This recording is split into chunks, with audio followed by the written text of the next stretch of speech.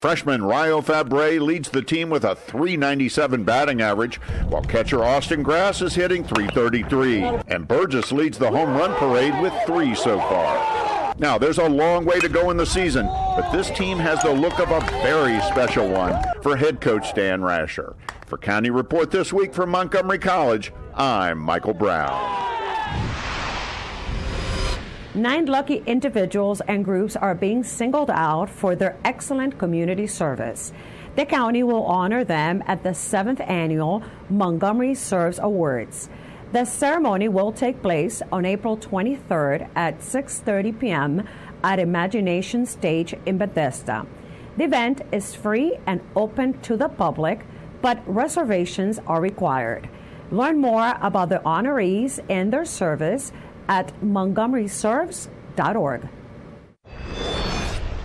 Coming up on County Report this week, the county continues celebrating April as Earth Month. We bring you dozens of opportunities for you to volunteer.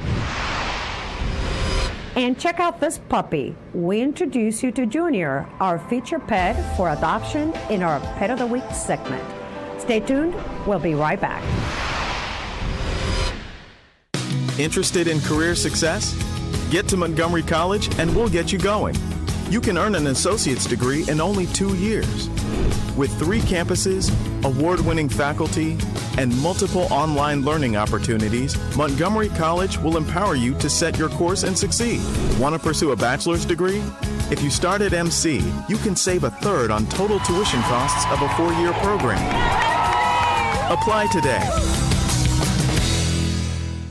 Planning to renovate your home? Want to live in it longer? Then you don't want to miss the 2018 Design for Life Showcase. This is the event to hear from building professionals who specialize in accessible and universal design. Plus, you'll learn how to benefit from the Montgomery County Design for Life property tax credit. The goal is to create more homes that welcome people of all ages and stages of life. This year's showcase is set for May 5th at the Silver Spring Civic Building. Find out more by visiting the Design for Life website.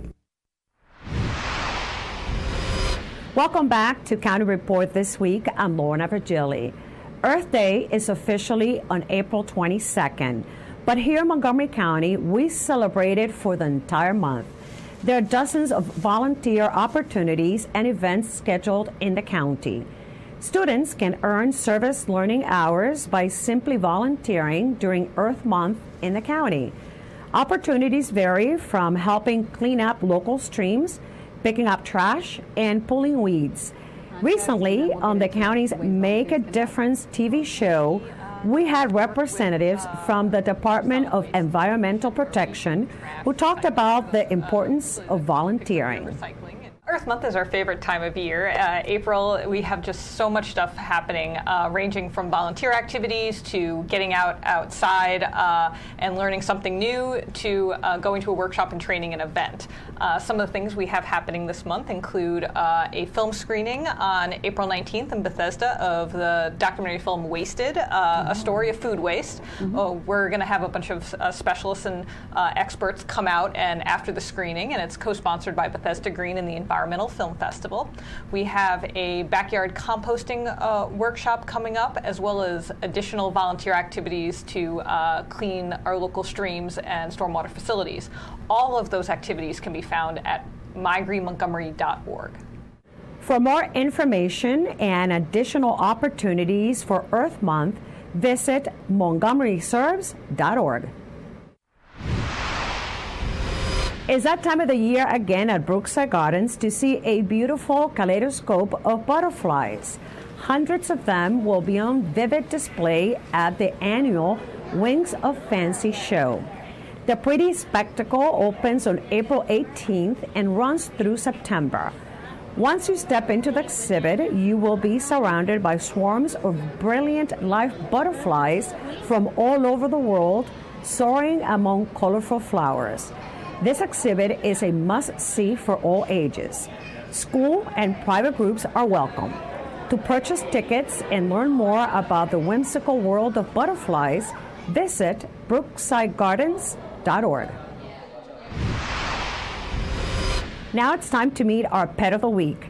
This week, we introduce you to Junior. He's neuter male, brindle, and brown boxer mix. About a year and a half and acts like a total puppy. He loves the zoomies and giving lots of kisses. He thinks everyone he meets is his new best friend for life.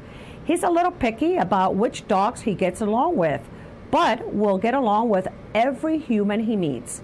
Please call the Montgomery County Animal Services and Adoption Center at 240-773-5900 or visit Junior on the web at montgomerykountymd.gov/ASD. With that, we close this edition of County Report this week. Remember to like us on Facebook and to join us again at this time every week for a look at what's going on inside Montgomery County. We close this week's show with sights and sounds from the New Hampshire Avenue Recreation Center's annual Fitness Expo in the city of Tacoma Park. I'm Lorna Virgili, and thank you for watching.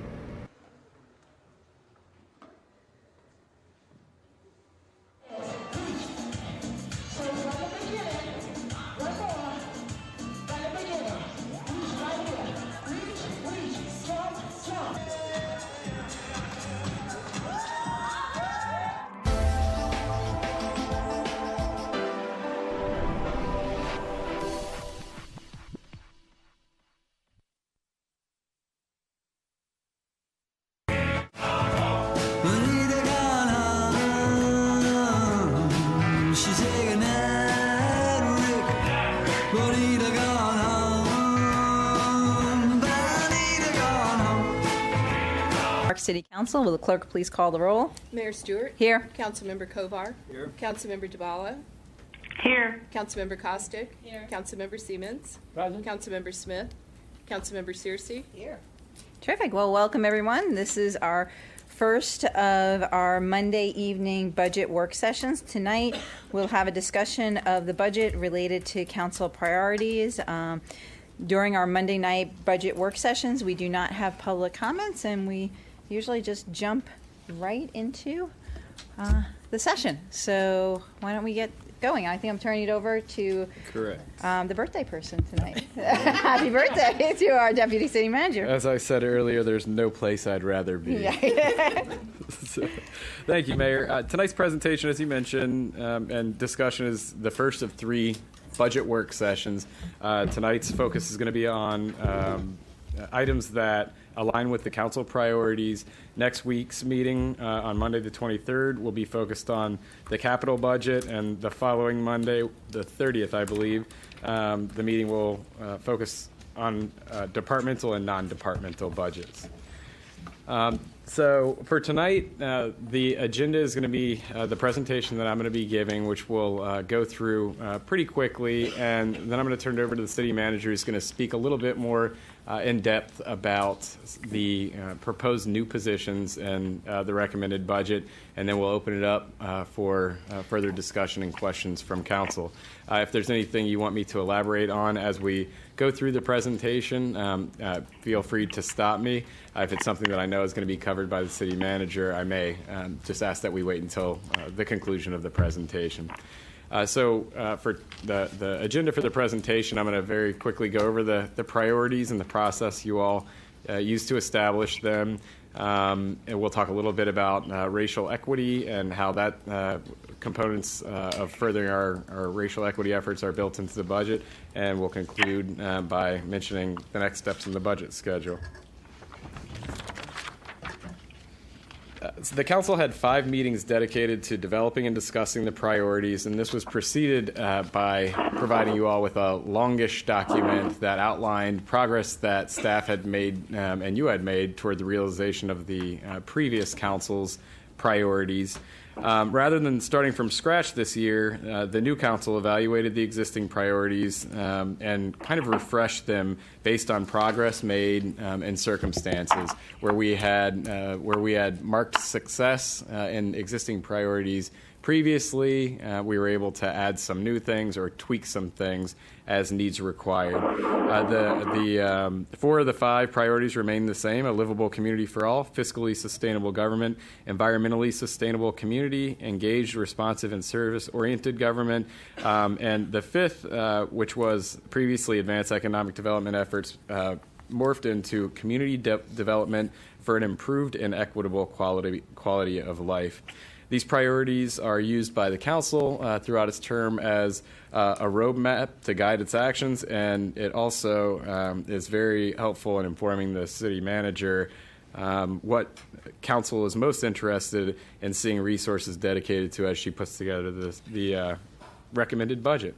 And, of course, the proposed tax rate is designed to ensure that we're able to achieve the council's priorities that were set throughout the priority setting process. So this, diving right into the first priority, a livable community for all, this slide and the following focus on our housing initiatives. This year, the proposed budget includes a contribution of an additional $200,000 to the housing reserve, the use of which will be determined by council after considering the housing study recommendations. The budget also allows us to continue rent stabilization. And there was previously a question from a council member about the housing reserve levels. The first year, you dedicated $400,000 to it, and last year you dedicated $300,000 to it. We've only spent $10,000 to date, and that was for somebody who had utilized the money as part of the Home Stretch program. Moving forward over the coming months and into fiscal year 19, housing staff is considering tweaks to the Home Stretch program to make it more accessible, and it will be largely up to the council to determine how we spend that total amount of reserves. And we've also budgeted to spend $300,000 in fiscal year 19. According to these graphs, you can see that we have some very reasonable rents in the city relative to surrounding areas, and per the PAR graph there, the distribution of rent types has remained pretty static. Most of the rental units in the city continue to be rent stabilized. And if I can interrupt just for a moment on that one, if you can go back to that graph. Sure. I did double check with some of the data out of the strategic plan for the housing. For the 2017 HUD market rates for this area, the average rent that you'll see for an efficiency, it's a 0-bedroom, is $853 in Tacoma Park. The HUD market rate is $1,440. For a 1-bedroom, it's $1,513. For a 2-bedroom, $1,746, and a 3-bedroom, $2,300. So we're almost half, or 2/3 only of the going rate for units because of the rent stabilization. As you'll see as we go forward, that does keep down the amount of income that we get from the property owners of those apartment buildings, and so that also is part of our contribution to advancing a livable community for all. Thanks. Actually, while we're on there, just to make sure everybody understands, looking at the pie chart, we have units in rent stabilized market rate and exempt units. The exempt units cover Those, the blue. right, the blue. Those are the ones that have the other kind of arrangement where you have to have a certain proportion that are affordable units. Yeah, I just want to make sure everybody understood What that means, exempt yeah. meant, yeah. And along the same line, the purple ones on the bar chart? Thank you.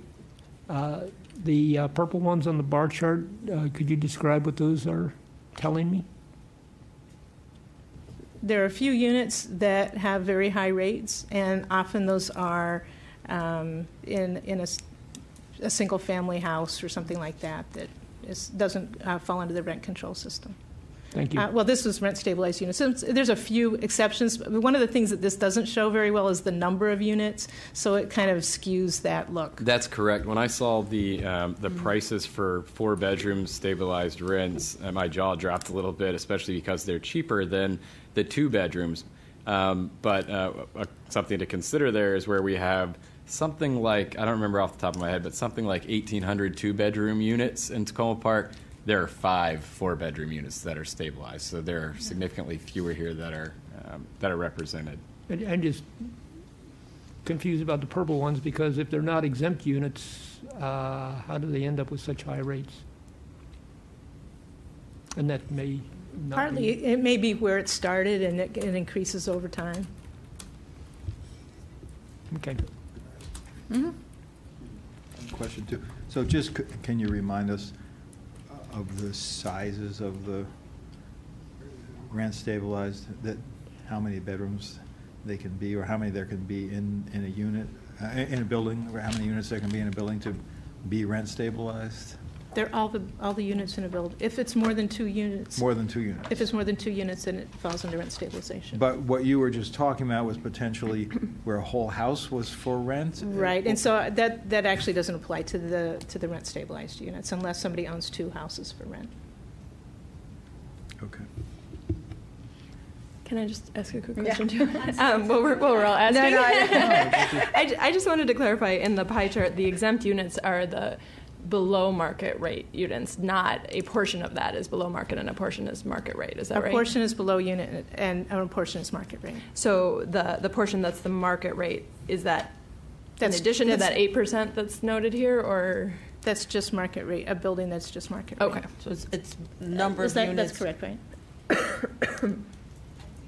I think that is it the unit, or is it like the building of the unit? So it could be like rental condominium units or something, perhaps. Now we have to go back and check. I'm sorry. Yeah. I just wanted to clarify, anything with 2 units or more is subject to rent stabilization, not more than 2 units. Yeah. And the variation can depend on when the base rent was originally established, how frequently the unit turns over, if they've gone through and done capital improvement petitions where they could get an increase, or fair return rent increase petitions. Some of the lower numbers are the result of a landlord deciding not to increase the rent because of circumstances of the individual tenant, or they prefer to keep the rents low so they don't have to deal with turning it over and leasing it up again. The 8% would be essentially your single-family units. Those are not subject to rent stabilization. Thank you. Thank you. Yeah, go ahead. The question, so from a budget point of view then, so the idea would be, the proposal and the proposed budget would be to spend, or to contribute an additional $200,000 into the housing reserve, but then you also said, or Mr. Damweber said, and I know we still have to work out how we will do this, what programs we'll spend on, but the idea was that we would spend $300,000 of what's in that $900,000 over the course of the coming year, depending on what we work out in response to the strategic plan. Correct. Right. So that's still to be determined. So we picked that number, but in terms of the impact on the budget,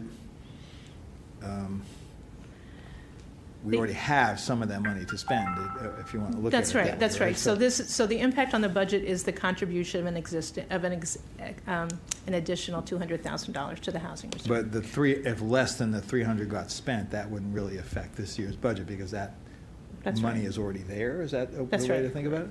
That's right. Okay. So just piggybacking off of Councilmember Kovar, so what is the total amount that we have in reserve right now, not including the 200 additional that we're looking for? It's just shy of $700,000. Okay. And so I just want to make sure I completely understand. So I thought it was mentioned before that we were having some issues with program recruitment, and thus weren't spending down the dollars, right?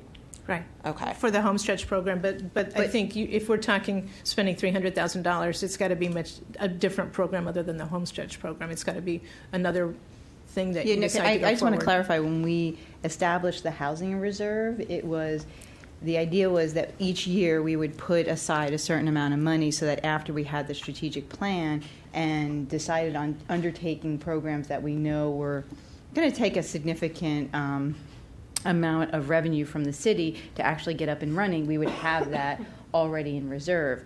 However, prior city councils really wanted to do something on affordable housing, and so the staff put together a pilot project on the Home Stretch program. And so the idea was, when we started that we allocated $50,000 to start with, and was able to match and place one person with the grant. But it was not the intent that the whole Housing Reserve Fund would be going to the Home Stretch program, but that it would be there, so once that we do this work that we're doing now, we could hit the ground running and say, okay, we want to do X program, it's going to cost us, $300,000, and we have that $300,000. And so it's the idea that we would, on an ongoing basis, continue to contribute in order to fund. That's right. Sure. Okay, so have we, in any way, started to think through like how much money? So is that going to be part of the discussions around the housing and economic strategic plan, setting a budget for the year on how much we want to draw down? That's right. I think, when we talk housing, it can be a lot of money. So buying one property could be a lot of money to then, to fix up and provide some program with, or to contribute to a major project. We don't know what those things are yet, but we would both need to identify those kinds of things, as well as what should the annual contribution be from the council for the budget for the Housing Reserve.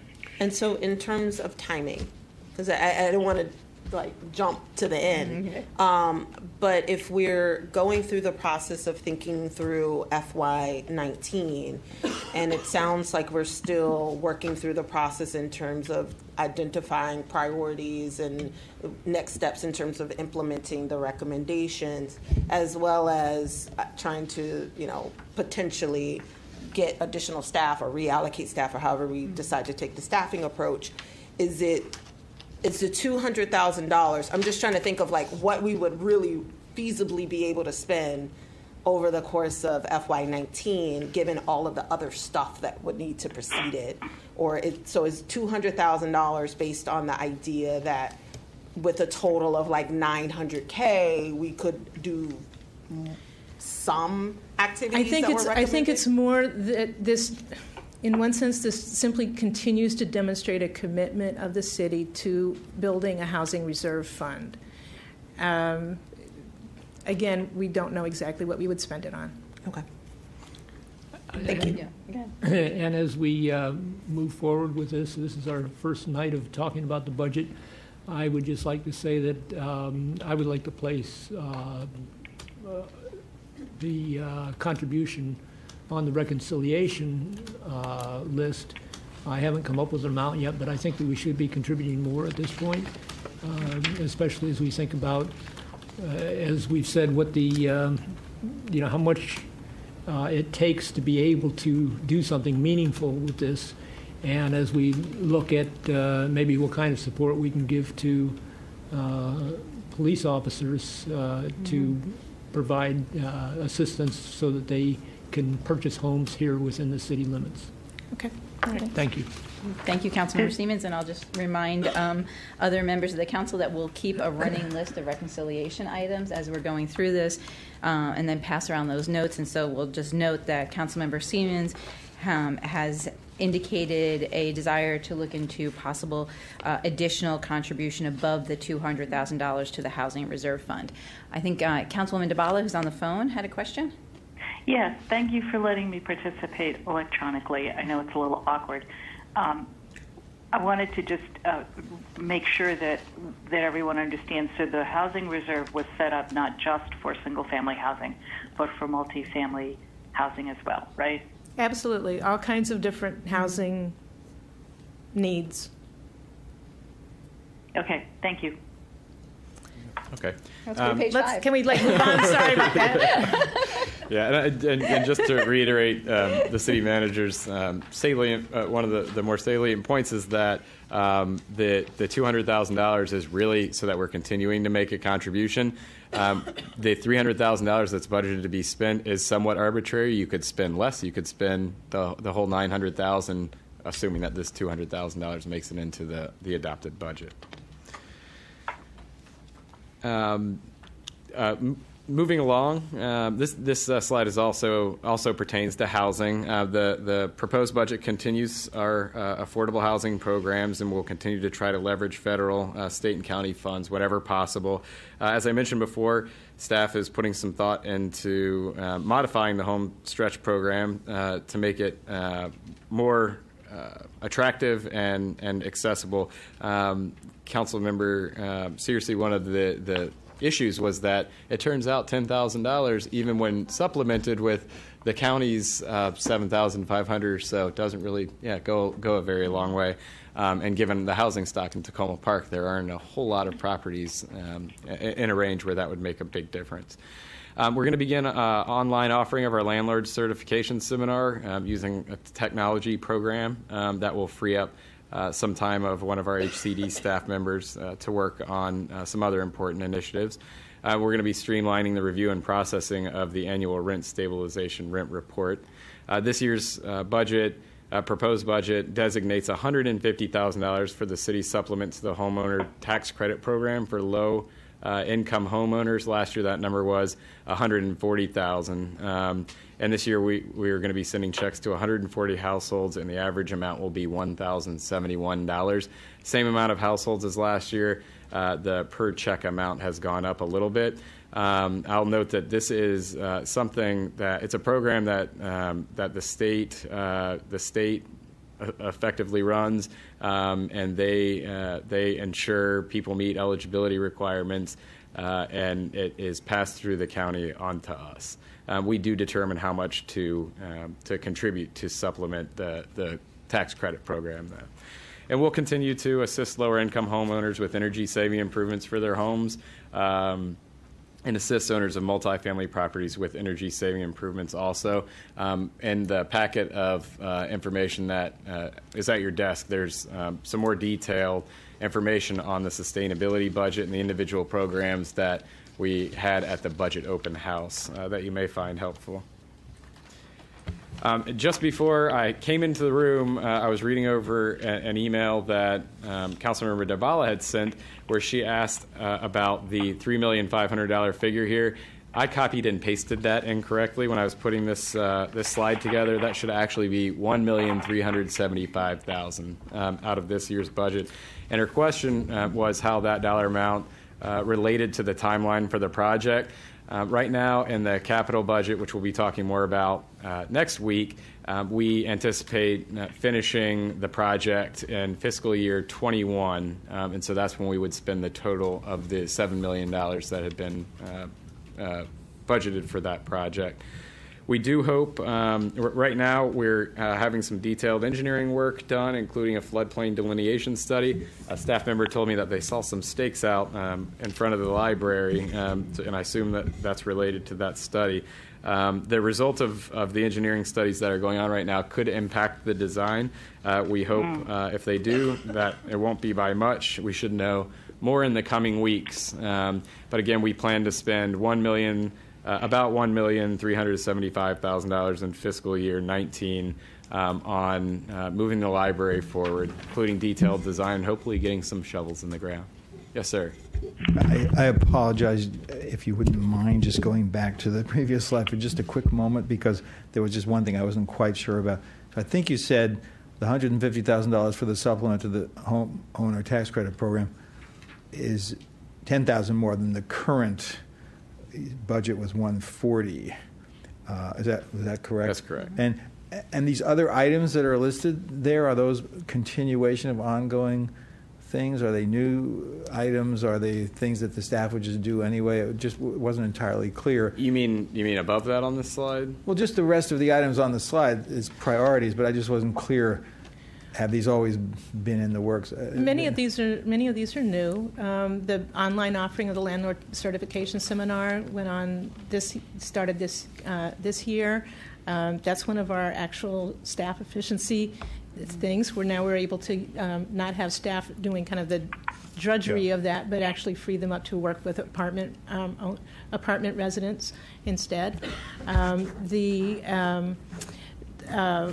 some of the sustainability programs we keep changing each year as they seem to be appropriate and as can match up the grants. So some of the things we've been doing, but we keep trying to increase that because that's where we So I guess find the only it thing most I would say helpful. separately, not now, because I don't want to keep slowing it down like this, but if some of those involve significant newer expenditures that we hadn't done before, if you could share that with us later. Sure.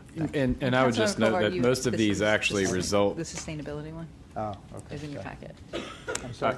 The top bullet point, most of those will actually, well, the bottom two, modify the home stretch program, we still have to figure out how it would be modified, but the bottom two will actually save money. Okay. And just to point out again, in our packets, we have the sustainability budget items that was discussed when we had our green team meeting with the Committee on the Environment. And that shows you the comparison between FY18 and FY19 Okay, thanks. on that last bullet. I'm sorry if I missed it. Oh, no, it's okay. It's a lot of paper. Okay, sorry to have interrupted. Yes, we tried to produce documentation as council members requested information, and it resulted in more paper than we thought we would have before you tonight. Okay, so continuing along in the Livable Community for All priority, the current or the fiscal year 19 proposed budget continues an investment in sidewalk and road improvements, including construction of Flower Avenue Green Street project and the Ethan Allen Gateway project. We really hope to get those completed in fiscal year 19, and as I'm sure many of you know, the Ethan Allen construction is currently underway, and all you have to do is drive by that intersection and you'll see. The budget provides $110,000 for community partners to advance council priorities. There was a question from a council member about whether or not we were continuing to fund existing community partners that participated in the community partnership program, or if there would be new ones. And the answer to that is both. All of the contracts that we have the ability to extend, and when we near the end of those contracts, we'll be doing an evaluation to determine whether or not that's something that we actually want to do. So I anticipate there will be a mixture of continuing existing contracts and possibly seeking out new partners. We're going to continue to provide $5,000 scholarships for Montgomery College students living in Tacoma Park. We gave out the scholarships that were budgeted in the current fiscal year last week. We hope to take the racial equity efforts to the next level, including conducting a racial equity survey and training for committee members, possibly. We're going to be using the resident survey also to gather more information on perspectives from city residents that we hope to use in future fiscal year budgets and possibly in fiscal year 19 to make some decisions about the way that we're delivering services or the way that we're evaluating our service delivery. The budget continues to support major community events and arts programming, and we'll also be providing scholarships for lower income residents for classes and activities and programs as well. Oh, Councilmember Smith, did you have a question? Yeah, Sorry. can I ask about the Flower Avenue Green Street? The bid was $300,000 over. So I sent the council an email about that at about 4 p.m. tonight for those listening and watching. We had budgeted, I don't remember the exact amount for the current or for fiscal year 19, but we produced the budget, and later that day, after it was printed and delivered to you, we had the bids come in, and staff had several questions about them. That we were expecting it was going to be about $300,000 more than we anticipated, and we got some numbers back this evening after I emailed you, and it's looking like it's going to be closer to $235,000. Okay. So, it could be worse. Not great that it's an additional $235,000. And what's the reason for the overage? I would have to ask Ms. Braithwaite. All right. So you don't. That's part of the evaluation that they're doing, is to identify what those points are. All right. And then going down to the community partners, old and new. For new partners, what would those priorities be? What type of NGOs would you see? Oh, I think they'd be In terms of priorities or service provision, the same things that we have looked for in the past. We just may be looking for more efficient or effective ways to leverage those funds. And that might be with different organizations. Precisely. Excellent. Okay, and the racial equity survey, I wasn't sure, were you saying that that was going to happen or that might happen? That is definitely going to happen. And what I'm referring to is an internal racial equity survey, which is one of the strategies associated with the council's goal in this priority category. Thank you, Mr. Damler. Yep. And may I ask, and we don't have to do it tonight, but when I do have the departments talk about their budget, when the last time the Recreation Department reviewed how much we asked for programs, the rates, I'd just be curious to have that conversation. I'm sorry. So you like what are our fees? Yeah, our fees, like when we've reviewed those. Okay. It just made me think about, So what are our fees and how they compare with other places? Right, and when's the last time we raised them, Okay. and that type of thing. Not suggesting. I'm suggesting. Yeah.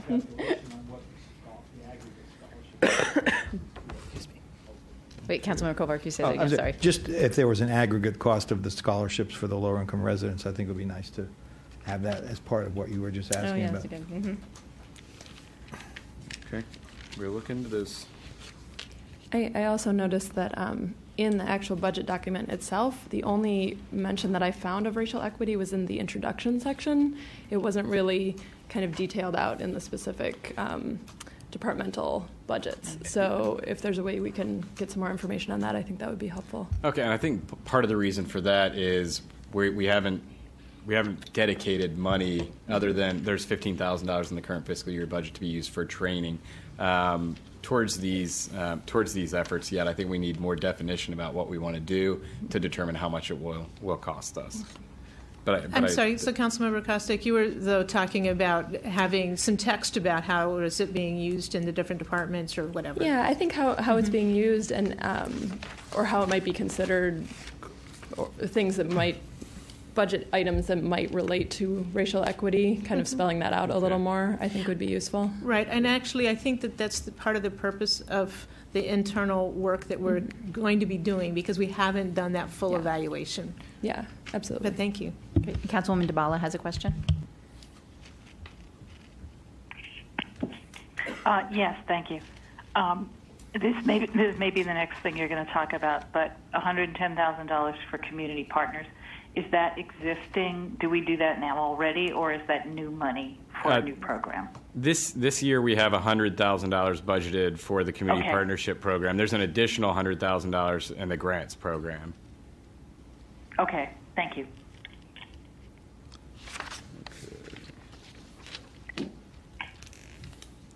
So moving along, the FY19 budget has continued financial support for emergency assistance services, including $30,000 for miscellaneous emergency assistance, and that is for things like to address food insecurity or help pay for a prescription, assist somebody who has been evicted.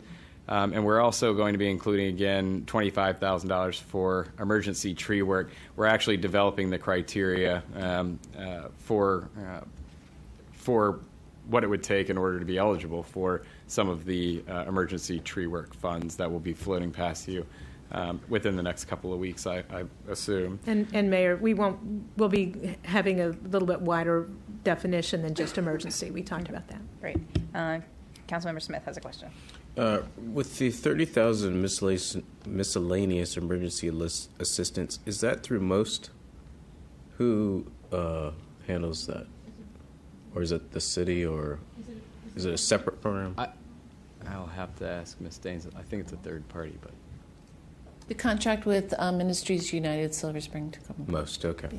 And the $25,000 for emergency tree work, that's primarily for single-family homeowners, landlords, that if they have an issue. It's for folks who can't otherwise afford to deal with trees that when they have to deal with them. Okay. Does that will it include survey work if someone just needs to have I had a situation where Well, we were going to come up with criteria, so we're happy to talk with you about what those criteria are. We don't have it defined yet. okay, all right, thank you. Just for the context, this was something that we started last year as an emergency tree fund, and the staff has been working on trying to figure out the criteria, though I do know some residents have paid some and to help them remove dangerous trees. So. And not unlike the funds for housing, this can go very quickly also. Mm-hmm.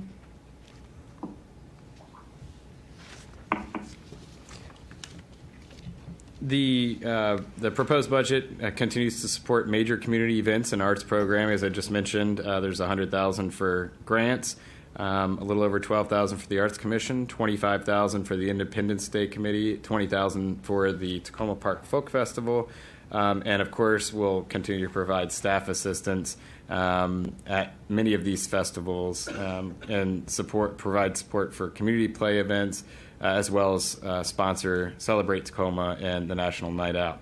Now, when we have staff assistance from police and public works and other departments, it's not often thought of as a cost, but those can really add up, especially if there are events over the weekend or something like that. We're paying overtime. Of course, those are built into the budget somewhat, but it's difficult to quantify those. Also, on the community play events, we're looking at moving that to one of the community partnership programs. Yeah, thank you. And these have gone up slightly over the years as costs have increased. I believe this is the second year in a row that we've provided $20,000 for the Folk Festival. Mm-hmm. Is that correct? Mm-hmm. And can you describe what falls under the Arts Commission? I think I would have to ask Ms. Daines that question.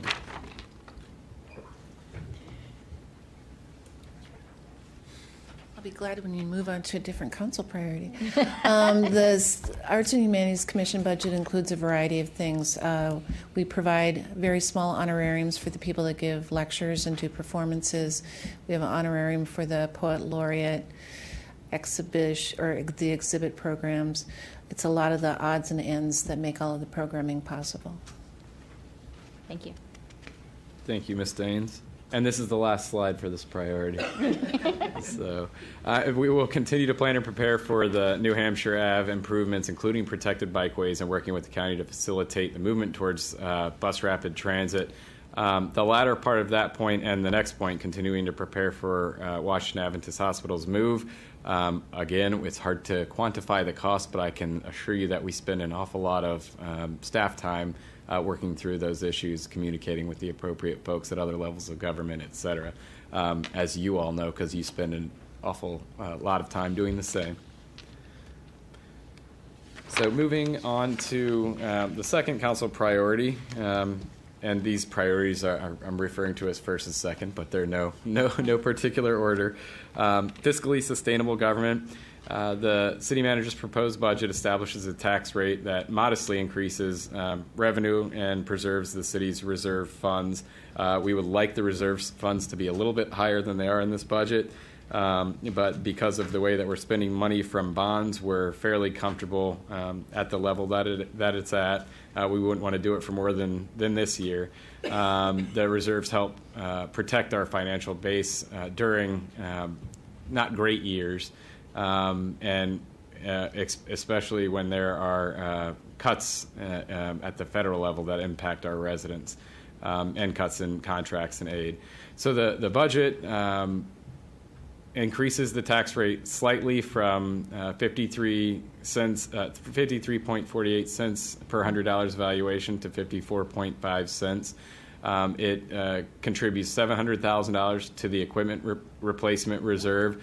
Ideally, we would be contributing $780,000 to the equipment replacement reserve.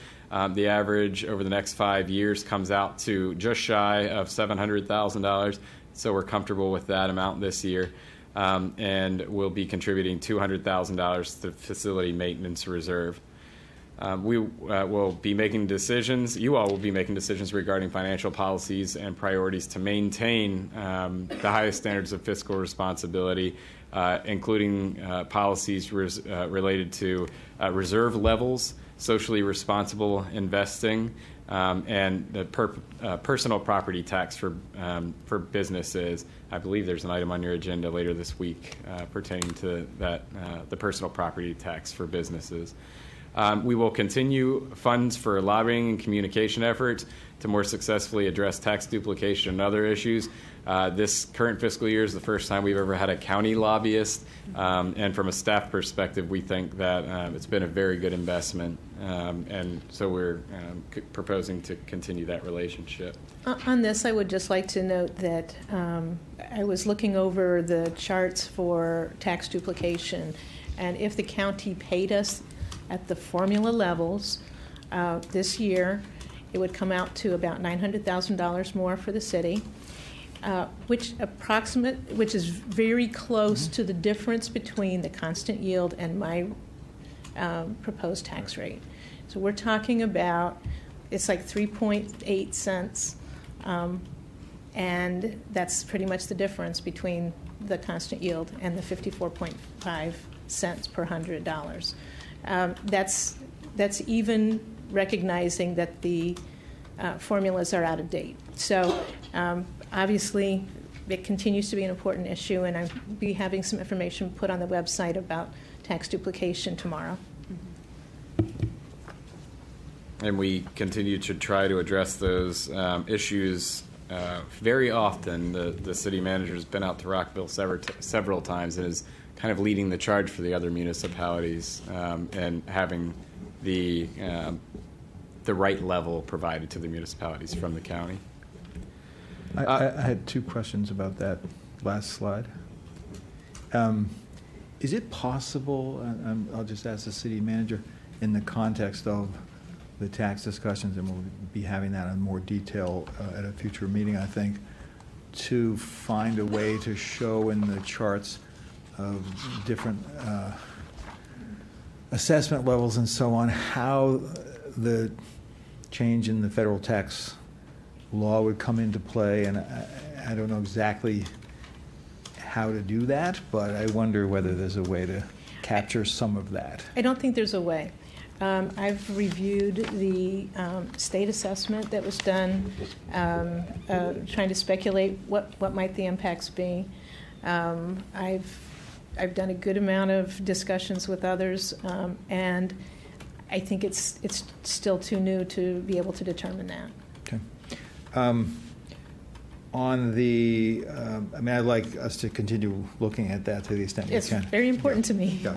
On the communication efforts for the tax duplication, I was never entirely sure how we were thinking about that. I think the lobbying, I agree, is effective, and for example, with the recent Washington Adventist Hospital work, that was important. But on the communication efforts, it wasn't clear to me if we were doing anything this past year and whether that's something that we need to invest in going forward. I don't know who. On tax duplication, really the Montgomery County chapter of the Maryland Municipal League really took it up as a major issue. Councilmember Smith coordinated a lot of information for the county. And I was pleased that a number of the other municipalities finally took this up as part of their charge. So it wasn't just me doing it. And I think that it, certainly I think Tacoma Park is hurt more than in any of the other municipalities. But I appreciate that multiple folks have been involved in that. I'm happy to discuss different ways of communicating, but I know we've got a lot of things to balance. Okay. And I would just say for the city manager, as we're putting up information on the website, I think it's also important. I've gotten a lot of questions over the past couple of days of what the city has done and your role in particular and the amount of time that you have spent, and not just on behalf of the city, but other municipalities in the county working with County Councilman Sid Katz's office. We should, I think, make a note of that. I agree. A tremendous amount has been done by Councilmember Smith as well as the city manager. I just don't know whether that comes into a separate line item in the budget. I guess that's what I'm saying. So. I would also recommend in that information that you're adding, if you could outline maybe some recommendations for what residents can do if they are upset about this, because I've heard it's something that is on people's minds right now, and if there's a way for us to say contact the county council about this, or what should you do if you're upset about this? And I don't know if you want to get to the level of. Well, I'll have that on the list, but frankly, it's election time. Yeah. These folks are coming door to door. They're making phone calls. Every single one of the people who are trying to be the county executive or be on the county council should be asked point blank, what are they going to be doing for us on tax duplication? Yeah, and if there's a way that we can say that in our documentation, I think that would be helpful. Sure. Yeah, I think it's worth creating a project page or something to outline what we've done, because at the budget open house, somebody asked me why the city isn't doing anything to address tax duplication. I said we're doing everything we possibly can. Yeah, but we got to tell them. That's right. You got to tell them. Exactly. Okay, moving along to environmentally sustainable community. We're going to be continuing our commitments to slow and clean water going to the Anacostia watershed in the Chesapeake Bay, and also meet Fed and state clean water regulations. We're going to be doing about $900,000 in stormwater projects and increasing our maintenance activities. And this is funded through the increase to the stormwater management fee, which went up to $92 in the current fiscal year. And I also wanted to note that this year the stormwater fee is going to begin for the first time showing up on the property tax bills sent to residents by the county. We'll continue working with the private sector to develop ways for the city to offer bulk buy of solar and wind power to residents. Public Works and in particular the sustainability manager is hopefully going to be hiring interns to assist with outreach and education. There are funds in the fiscal year 19 budget for 2 interns, I believe, to help with those efforts. It's one thing to be able to leverage assistance from the private sector, and as we just talked about, it's another to make sure all residents are educated about it and what their options are.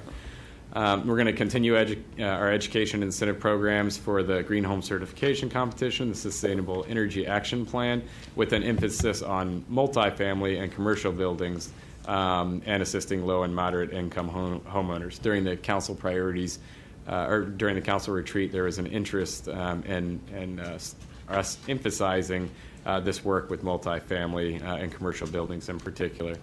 We're going to continue our efforts to preserve and grow the tree canopy. One of your priorities is to review the existing tree ordinance and make adjustments as you see fit. We're going to continue the conversion of streetlights to LEDs.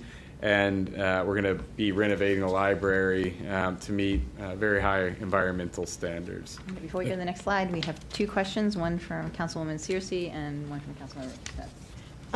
So I am just trying to do a quick crosswalk. So the 2, or the interns, plural, that will be working on outreach and education, are those new internship positions?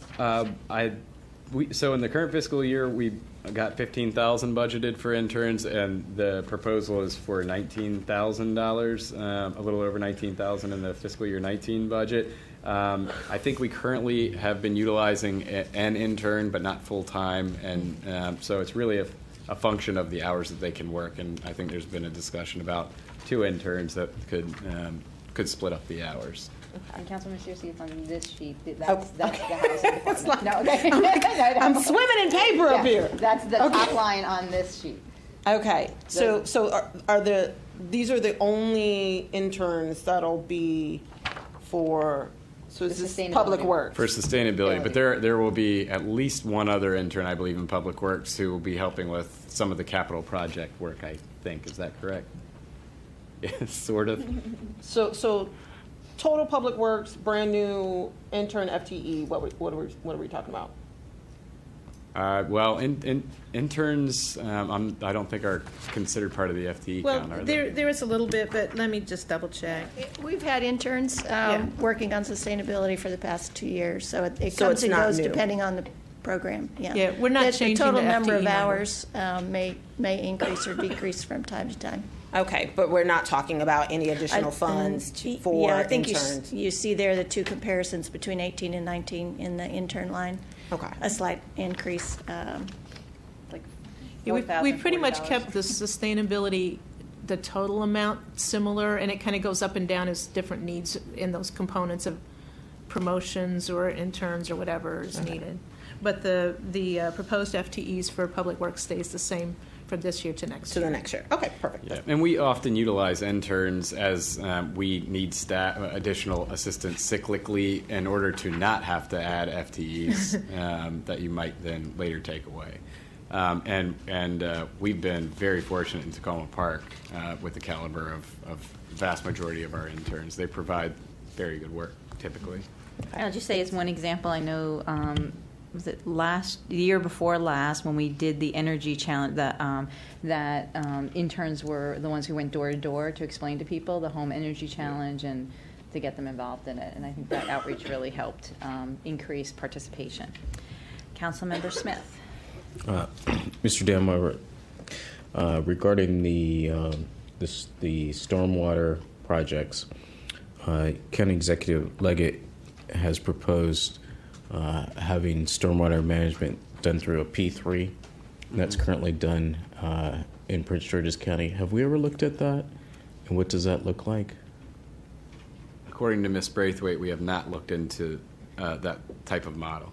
Okay. And I'm not familiar with it enough to speak about it with any confidence. Okay, I'll just sing you this blog post and. That'd be great. All That'd right. be great. I'd All like right. to learn more about it. Thank you. Anything else before the next slide? Okay, so moving into engage responsive and service-oriented government. One of the things we hope to do is complete the community survey. I contacted National Research Center today to let them know that the council had authorized the city manager to proceed with contracting with them, and we'll be having our inaugural phone conference on Thursday morning, so hopefully we get to kick that off pretty soon. We hope to be putting a survey out late spring, early summer, hopefully. We'll evaluate the results and develop approaches to improve service delivery based on what we learn from the surveys in an effort to make our services more effective, efficient, and equitable. And we will continue our efforts to improve community police relations, including in the proposed budget, the addition of staff in the police department to focus on community policing initiatives. So just a little bit more on those two new positions and the ocean of paper that you're swimming in right now. There are two pieces of paper, one with an org chart, a proposed org chart for the police department, and stapled to that is a description of the two, a more detailed description of the two positions. First, I would note that these two positions are not budgeted to be filled for the entire fiscal year. They're budgeted to be filled in January 19. One is a community-orientated police officer, a cop, which is kind of redundant. But this position is to plan and coordinate community outreach and education. Agencies the size of Tacoma Park, even smaller, typically have at least one officer dedicated to community-oriented policing. And right now we have, it's kind of diffuse. We certainly want every single member of our police department to be well-versed in community policing in general, but it's really helpful to have one person dedicated towards coordinating programs, coordinating outreach, and things like that. We currently don't have that position. And then the second is a lieutenant position to address some issues with the current leadership structure. There are currently 4 ranks where there should really be 5, and this can cause confusion with responsibilities and chain of command within the police department. This is something that the new police chief has talked with the city manager and I extensively about, and during the brief time where we didn't have a police chief, I can tell you that when I was overseeing the police department, I experienced some of the confusion about the responsibilities and the chain of command. The new position would oversee the patrol division. The captain currently overseeing this division also oversees traffic, safe speed, K-9, and the Honor Guard. A dedicated patrol lieutenant would allow for more effective and efficient supervision of the largest section of the department. And I would, if you have any questions about that, I would ask that we wait until the conclusion of this presentation, because I think the city manager may be addressing them in more detail, and certainly Chief Duvall can speak to any more specific questions about those positions. we hope to finalize, we plan to finalize the creation of the new Division Recreation Department to emphasize youth outreach. There was a question I received from a council member about that bullet point, and just to clarify, that's not adding any new positions. The division was actually created last year with half of an FTE, and this is really finishing the alignment to add existing staff into the Youth Success Division. So it's really an internal structure thing, and the way that funds are budgeted rather than adding any money to the budget. We hope to increase translation of city information, including new sections in the newsletter. This is something we've talked with the newsletter editor about a few times over the last couple of weeks, and we're going to be experimenting with a few things and trying to get feedback on how it's working.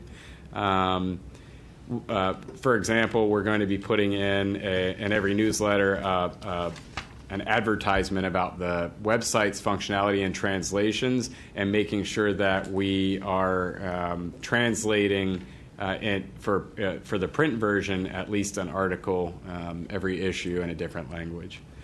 And I hope that begins in the next month or two. I think next month.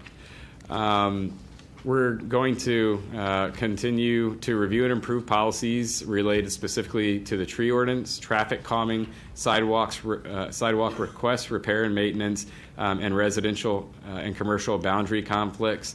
These were the specific areas that Council expressed an interest in addressing, and its priorities. We don't know exactly what the budget implications of those will be. It'll depend on what you all decide to do. And worth mentioning, even though they are not outward-facing, we also have a need for a new staff position in HR. That's one of the 5 positions in the proposed budget. And we have 2 major IT projects that are required to enhance security, network, and computing capabilities that total about $160,000 in the fiscal year 19 budget. So moving to the new priority, community development for an improved and equitable quality of life. We are hoping to finalize the Housing and Economic Development Strategic Plan, get it before you so that you can pick which recommendations you would like us to begin working towards. And one of the things in the proposed budget is the creation of a new economic development division within HCD that would comprise 2 new staff positions focused on economic development. One would be a community development manager level position, similar to Ashley Johnson-Hare's and Roz Grigsby's in terms of the organizational structure, only the emphasis there would be on economic development, and then a staff level position to assist that economic development manager. We will continue working on the Tacoma Junction redevelopment project. Again, as a few things we mentioned tonight has been the case, this requires a lot of staff time. As you all know, it requires a lot of all of our time, but right now we don't have direct costs associated with working on the project, other than the traffic study. We hope to have the results back from soon. The New Hampshire Avenue Recreation Center, we've discussed a potential land swap with the county, how that might work, and we are still continuing those conversations. There may be costs associated with that. And we'll begin implementing the Tacoma Park Cultural Plan. We've got a new planner on board who I believe is going to be assisting with that, probably starting sooner than fiscal year 19.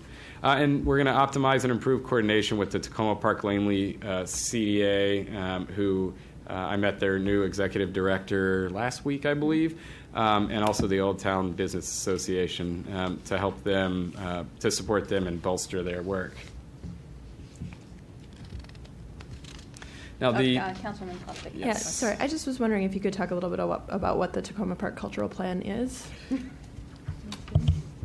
Ms. Daines, we're on a new priority, but I think that one's going to require your attention as well. The Arts and Humanities Commission has been working on the cultural plan on and off for a number of years. And after the budget discussion is finalized, we'll be coming forward to you to present their recommendations. They've identified a number of priorities and have come up with an implementation plan to increase access to the arts, to provide capacity for people who are in the humanities, as well as to move some of the programming out from this particular part of the world into the other wards in the community. Thank you, Ms. Daines. And that's one that has kind of taken, from a staff standpoint, a little bit of a back burner as we've had turnover in the planner position in HCD. So the fiscal year 19 budget, as the city manager... We have a question from Councilwoman Dabala.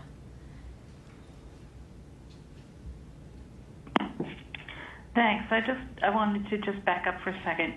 Could you say just a little bit more about the status of the land swap for the rec center and what potential costs might be associated with that? Because I haven't been following it closely enough, apparently, because this is news to me. So we've been working to negotiate a land swap with MNC PPC and doing a lot of the background research for that. We've gotten appraisals. There's been an inspection done of the rec center just within the last week or so. Our staff have reviewed that inspection report, and so I'm expecting within the next, I don't know, maybe later this week or next week, kind of a report on that. I don't know that there is going to be money associated with it in the FY19 budget. I think it's still going to be a planning discussion more than anything else. I don't know if there might be, some little component that comes up that the council wishes to pursue. But at this point, we're kind of moving continually but slowly as we go through this, and then we'll need to come back to the council about how to move forward with the planning for the rec center site. So that's where we are right now. Okay. Councilwoman Searcy. So new to the process, learning. So if we have a priority that, given the current stage of the effort, is really going to require additional funds for the purpose of staff time allocation, is that something that we could request? One thing that I specifically want to see is really like an implementation plan to put us on the path of having a rec center that is a shovel-ready project, ready to go. And my concern is that as we're focusing on a number of other efforts, that this will continue to kind of get pushed back in terms of staff time allocation. So I would like to propose that we think strategically about how much staff time would we need to devote to moving the rec center forward to the point where we have a strategy for getting us to the point of having a shovel-ready project.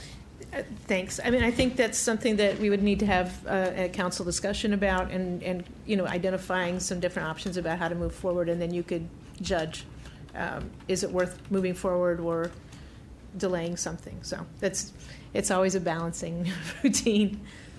Happy to have that discussion. We want to see this continue, but yes, it has been kind of slow moving lately. And our potential private sector partners and their ability to move is going to be a major factor also, if that's the route that we go. And can I, and this might come after you finish the presentation, but when I was looking at the other piece of paper we have about the Housing and Community Development Department, I think we will come back to Councilwoman Searcy's point here about looking at if the council does approve the additional FTEs in this department, what their responsibilities would be. So I think we can come back to that now. Okay. And as stated in the city manager's transmittal letter and I believe blog, kind of the theme of this budget is steering, not reacting. We're in a big time of change and uncertainty. We have no idea what the exact impacts of the Purple Line are going to be. As the city manager mentioned a few moments ago, there's going to be turnover in the county government. We don't know who's going to be on the council and where their interests will lie. We're all going to feel the implications, whatever they are, of decisions at the federal level. It's hard to say what will happen to the cost of construction materials. There's been vastly fluctuating prices in the cost of steel lately, for example. There's regional volatility in the housing market. And we really need to get out in front of some of these things to the extent that we're able to, if we're going to be able to maintain the special character and diversity of Takoma Park. And just a note on racial equity as it pertains to the proposed budget. Last year, for the last council, racial equity was kind of an overarching priority, and this year the new council decided to develop a specific goal and strategies as part of your priority setting. And this falls under Livable Community for All, and the strategies include developing strategies to address racial equity issues, including how we organize, institutionalize, and operationalize the racial framework, and explore a possible task force on racial equity, provide racial equity training to members of council-appointed committees and other residents. We're going to be seeking grant funding for that, but we've budgeted $15,000 either way so that we have money. And we're going to be, as I mentioned before, conducting an internal racial equity survey among staff members. And again, as I mentioned, we hope to ascertain information and data through the community survey that helps us better determine what your decisions could be on racial equity in the future. Similar to last year, the proposed budget continues to advance racial equity in the city. The Flower Avenue Green Street project and the Ethan Allen Gateway project benefit 2 of the 3 wards with the largest percentages of residents of color. Most housing, scholarship, grant, and financial assistance programs tend to be of assistance to people of color as well. Owners of apartment buildings are either subject to rent stabilization or under agreements to have certain percentages of their units occupied by low to moderate income residents. 13 of 22 properties in the second category have pilot agreements with the county or city. All that is to say, essentially, that the impact of the slightly increased property taxes will be somewhat limited on tenants. And finally, you all have heard the city manager's presentation of the proposed budget. We held a budget open house. You've had your public hearing. Tonight we're having the work session on items advancing council goals. We've got several more meetings, as indicated on the slide. We're going to be seeing a lot of each other over the next few weeks. And I think it says a lot about your personality that you crossed off the other. Yes, I am a list maker, and I like crossing things off. It's a little strong. Yeah. Sorry, that was not my intent. It's okay. I like crossing things off lists Next too. time I'll make the lines a little thinner and more inconspicuous. Little cute check marks. That was just to indicate that we're making progress through these discussions. All right. So with that, I'm going to... Actually, Councilwoman Kostic has a question. Yes. Sorry. And you don't have to answer this right now, but I'm just curious where the $15,000 budgeted for the grant funding for training is in the budget, because I didn't see it. For the race equity. I believe it's in the legislative budget. Okay. It's in the city council's budget. Okay. Maybe I just missed it. Thank you. So I'll say a few words, and then we'll get into some some more specific questions, primarily probably about positions. So last year, the primary focus of the budget was to finalize bond funding for the library and the 2 major street projects, and those projects are proceeding. Will have a strong positive impact on the city of Takoma Park in the future. And last year, I did not propose any new staff positions. As we prepared for the FY19 budget, departments assessed themselves, and we had a lot of discussions. It became clear to me that unfortunately now is the time to increase staff for the city. It concerns me because staff is an ongoing commitment and personnel costs rise each year. I'm an extremely fiscally conservative person, and I might be the most in the city. I hesitate to add staff. As a small staff, we pride ourselves on wearing multiple hats, finding savings where we can, and we work our butts off. We reorganize when possible. You've seen that within, for example, the rec department's very efficient in repurposing staff as there's new priorities.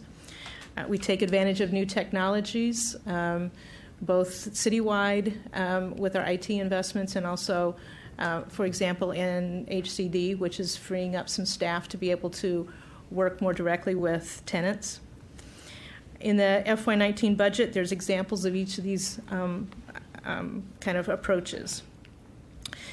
In the budget public hearing and at the budget open house and in some of the comments that you've received, we've received recommendations to do cross-training and desk audits before adding staff. We've done these things.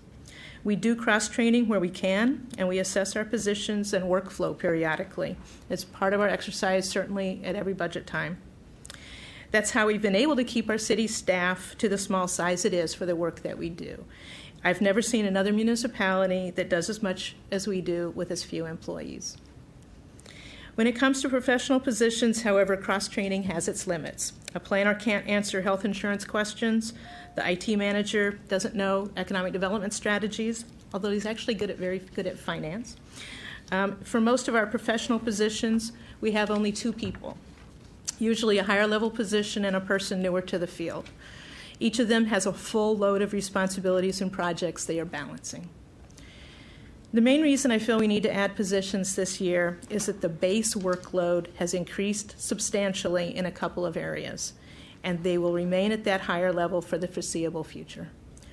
It's not a case of council priorities calling for a particular project where a consultant or a contractor could be hired just in FY19 to do a project, although there's a couple of those. Instead, the council priorities are more in the nature of how the council wishes to see us address the new economic and community environment we are facing as a city. So this goes to my point to steer rather than react to development, and to build public safety within the community rather than just respond to crimes. We absolutely need the 2 economic development positions, and Chief Duvall needs additional staff to change the structure of the police department over time, beginning especially with the community policing position. And from a management perspective, we cannot function well as an organization without added depth in the Human Resources Division. HR has been understaffed for a long time, and I'm looking to them to help in our efforts of staff training, coordination of evaluations, the police promotion processes, internal racial equity training, and other areas of staff support. Over the past few years, we've been shifting some responsibilities from individual departments to HR to allow managers to focus on their areas of expertise. That's part of our process of focusing our work. Recruitment, training, and the police promotional processes used to be primarily handled by departments. HR is better suited to handle these activities, but there are just 2 permanent staff. As I mentioned on a different subject, as I mentioned in my budget presentation on April 4th, I do have an error in the document of the budget regarding HCD. In the Community Development Division, I'm proposing that instead of the senior planner position that is listed there, there'd be a planning intern. This will result in a savings of $85,000. Doesn't change the FTE count. I still am asking for 5 positions phased in, but there is a savings of $85,000 for this. I would not propose new positions for the City of Tacoma Park if I felt the city could not afford them in the coming years. I looked at the ongoing costs and the ongoing expected revenue. I believe the expenses to be manageable, but it's serious. It is, however, why I did propose a small increase in the tax rate for FY19. So I just want to kind of set that out. It is not easy for me to propose staff positions. And I have held off adding economic development staff for a really long time, despite a lot of pressure to do so, because I didn't think the time was right. I think the time is right now. And actually, Jason, can you put up my picture of my parking lots? One of the things that I'd kind of like to show is that I've spent a good amount of time in Ward 6 in the Tacoma-Langley area. Here's a picture of the parking lot outside the Mega Mart, one of our 14 grocery stores in Tacoma Park. I first had lunch at Sardi's before I went over and did some shopping. This is a very popular area. Aldi's is also very popular.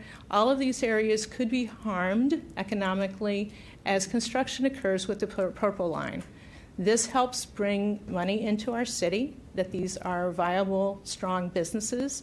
They're very nice businesses, and so we need to spend time working on them. This isn't something we can just choose to do later. The construction is underway. And so, those are the kinds of things that I looked at when really considering adding positions. It's lousy timing when it comes with the issue with the federal government changing how it's handling deduction of property tax. I appreciate that. I looked for ways to do other cuts, and the budget's really tight. I was very pleased that our departments came up with a savings in the procurement and services by 7.5% for FY19. These are fairly substantial efforts that we've taken to be as efficient and careful as possible. So I just wanted to kind of start out laying these out, that there's a certain amount of this that's a little bit out of our control. If we go forward without some of these positions, there will be work that we don't do, and we just respond to, or we just tread water as best we can. And I don't think that that's what the vision is for Tacoma Park. That's not what I heard from you in our discussions. It's not what I heard from you, especially with our discussions with our senior leadership team, as we tried to talk about your priorities and budget requirements. I fully sympathize with residents that are worried about their tax money. And I was worried very much about that as well. I take my fiduciary responsibility for city taxpayer money very carefully. And I do think that in order to have a healthy Tacoma Park in the future, we need to do these investments now. So those were the few things I wanted to say. We do have staff here. We've got the chief who can speak to community policing efforts. We've got Ms. Daines who can talk about the positions in the HCD. I appreciated the information we got that describes the different kinds of activities that in HCD kind of come into the different divisions. One of the pieces of information there is a long list of projects that are a little bit out of our hands.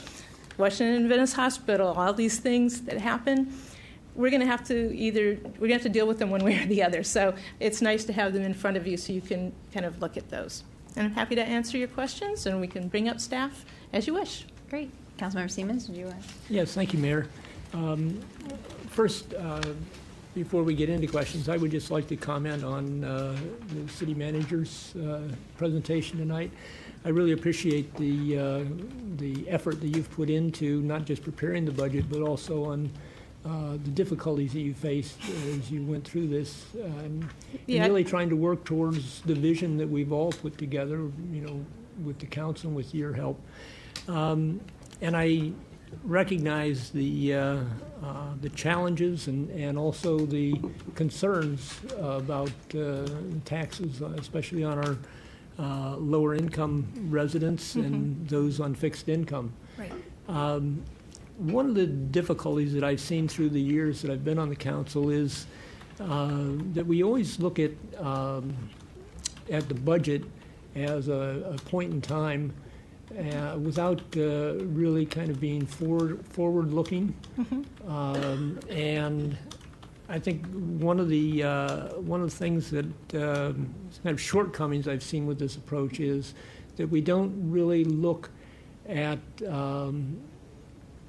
all those things that were high priority when they put in the budget, but are just there now, and whether they remain as a priority for the council and for the city at large.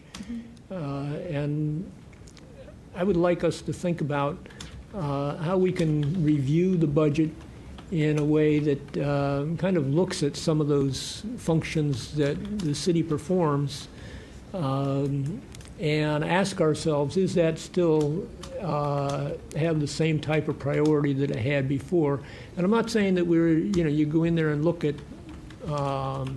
getting rid of staff, but I think as we get rid of functions, we can maybe be able to have some cost savings that over time with attrition that we wouldn't need as many staff people in some of these other areas. I'll use one example only because it was brought up by a city resident recently, and it may or may not be still a priority, and that's leaf collection. As we think about how we maintain our lawns and not use so many chemicals, we gain nitrogen in the lawns by the rotting of leaves and other vegetation. That's something that could be something that not only saves the city some money, save the residents money, but also be more environmentally responsible. I use that just as a single example of how we could look at the functions that we perform to see if there aren't some ways that we could realize some cost savings, not necessarily in the 2018 budget, but in the over time. And again, trying to be a little bit more forward-looking and looking beyond just the hood ornament. Thanks very much. I think that's excellent. We certainly do that internally, as we go to conference and see best practices. We don't often discuss it. So I think it would be good to discuss it and identify those, and only when it really takes the council action has it come to you. It might be a good role also for some of the council committees to be working on and give us some recommendations and talk about. It also may be something that, this year council members have kind of identified some priority areas of interest, and maybe that's an area we could have those kind of discussions in advance and bring that back, because I'm happy to take some stuff off our plates. And we certainly will do that internally, when it's something that we can make those smaller adjustments. But if it's changing a city service or taking something away that's got a lesser priority, I think it's a good idea to talk about it. I look forward to that. We kind of know what we're doing on how we can add things. We're not we very got that good down. about. We're not very good about how do we look at things and see what we can get rid of. Yeah, no, and I think that's we wonderful. Need to do better at that. And then as far as questions go, I just have one question for Chief Duvall. As I look at the organization chart that you have in here, I have some other questions too, but the primary question I have is if we were to approve the staffing increases that you're talking about, although we're not an accredited police agency at this point in time, would that staffing level be able to fulfill the needs for accreditation at some point in the future? That's a very good question. When we factored in our comprehensive assessment of the police department, one of the assessments was accreditation or research and development. So part of our structure factors in a research and development factor, which could parlay into accreditation. So yeah, that was factored into our overall assessment. Okay, and I just want to make sure I understand your answer, that you would not be coming back for an accreditation person at the point in time when you're asking for us to become accredited. That is correct, sir. With the current allotment, with the 2 new positions, we believe that we could handle the accreditation if that were come down the pike with that current allotment of staff. Then I can support it. Thank you. Great. Chief, since you're there, why don't we give you the opportunity just to speak on behalf of yourself and the 2 positions that have been put forward? Absolutely. I appreciate what City Manager Ludlow has said about the overall budget. What we did is we did a comprehensive assessment of the structure of the police department when I came in, and that assessment revealed that we could use an additional 4 positions. The next thing we did is we looked at the current structure and we looked at how we could restructure existing positions into those 4 positions. So 2 of those positions we were able to repurpose with existing positions and moving stuff around. But the more you start moving positions around and reallocating them, we just couldn't continue to do that for all 4 because it would take away from the boots on the ground people. So like I said, we understood the impact of new positions, and we did everything we could with the existing structure to try to get the new structure intact. But we just could only repurpose 2 positions as opposed to 4. Could you just go through and describe kind of what the community policing position would be, and then kind of how the other position fits into your plan for the eventual organization? Absolutely. The community policing position, as the document you have in front of you states, is to organize all of our community outreach activities. Most agencies our size have a community outreach officer. Most larger agencies have a community service officer assigned to every district that they have. Community policing officer is the point person for all community service or community-oriented activities. Every officer is expected to do community policing. It was interesting, as I go out in the community, it's interesting that people remember one person's name. If I asked them, do you remember an officer? And it was Bobby Rodriguez. Bobby Rodriguez was our last community services officer. It's amazing to me that people will remember his name. He had that impact on the community. He was involved with programs, involved with National Night Out, involved with Police Explorers, and so on and so forth. So we're looking for someone that's a go-to person for that position. And we're talking about the lieutenant's position. Our current structure, as Mr. Dan Weber has attested to, is convoluted, and we don't have the proper rank structure. Our main section, the bulk of our activities are out of our patrol section. We have 29 officers on our patrol section. That's the vast majority of our officers. That's supervised by a captain who also has a multitude of other duties. So we need a lieutenant's position solely to supervise those 29 officers.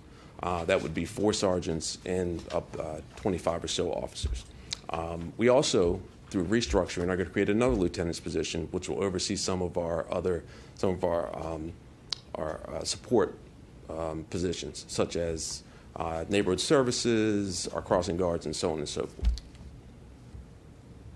Great.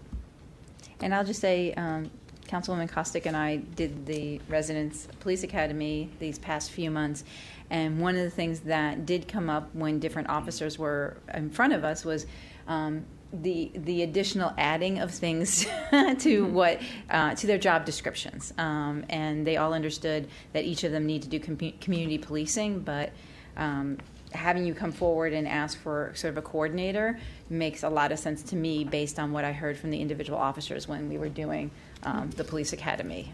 So thank you for that. Councilwoman Kostick? Thank you. Yeah, I will agree with that as well. I just wanted to follow up with 2 additional questions. I noticed here the deputy chief, which I believe is a new position. Is that you're getting that through restructuring as well? Through attrition. We currently have 3 captains, and we don't intend on obviously demoting any other captains. So that structure would be the eventual structure that we would anticipate having through attrition. So we're going to have a competitive process for that deputy chief. It will be internal and external. If it's promoted from within, then obviously that creates that position. If it's selected from outside, then through attrition we'd have to work that out. So this is a work in progress. So the structure you see in front of you is where we would like to eventually be. So are there funds in this budget? Does that impact the budget for this year in terms of the way that money is allocated? Or is it primarily just the 2 new positions that we're looking at? Correct. Just the 2 new positions. And for the community outreach officer position, would that be a sworn officer or a civilian? It would be a sworn officer. Yes, ma'am. Okay. Great. Thank you. Councilmember, did you have something? No? Okay. Any other questions for the chief on this? No? Okay. I guess I'd like to just add a couple things. One is the police department is one of these areas where the personnel issues are somewhat unique. One is it takes a long time to get a new officer on board. So there's always unless we do a transfer from somebody that we feel very good about, we pretty much need to plan on quite a long time of training before they're ready to be out on the street by themselves. And so when we look at the timing, there's always attrition. There's always folks who decide policing isn't for them or they get hurt. So there's a good amount of turnover that happens in the police department that we're hoping to take advantage of as we move towards a new structure. So I just wanted to kind of identify that. The other thing that, as you see the costs for new officers, because we have the police retirement plan, the costs for benefits are more than their wages. So that's that's one of the reasons that the officers, a new officer for a half a year is $50,000. It's simply, a lot of that has to do with the fact that they have a lot of benefits, a lot of expense for benefits. So it's one of those things that you kind of balance out. You have a number of vacancies all the time. You've got turnover all the time, so the new oncoming officers are at the lower level of wages. So that balances out part of it. But then you have the other part that the benefits are high, and we are looking over time to have these higher level positions. So it's a little bit of a work in progress as we go forward. It's a little different than the other departments, so I just wanted to highlight that as a personnel matter. Okay, thank you. And I think the last thing I would like to highlight also is when we last year passed the resolution about for the new chief and what we want our department to aspire to, and I think Chief Duvall, you've done this in the 4 months you've been here, is really looking at not just focusing on catching the criminals, but looking at holistically issues that are happening in the community and working with other departments in the city, working with residents to problem solve and look at things. And I think the fact that we have started, I think it was your first month here, meeting with all the principals of our local schools and our high school. I know the number of meetings you've done in apartment buildings and in residence across the city. That all takes time. And so it's the approach to the police department that the prior council and this council has asked for you to do. So we appreciate you coming to us with this. Thank you. And I appreciate that template that the City Council gave us. We worked with that when we came up with the new structure, and it really made it a clear marching orders of what the expectations for the police department. So working together, it made it very easy to step in and understand what the expectations were. Okay, terrific. Thank you.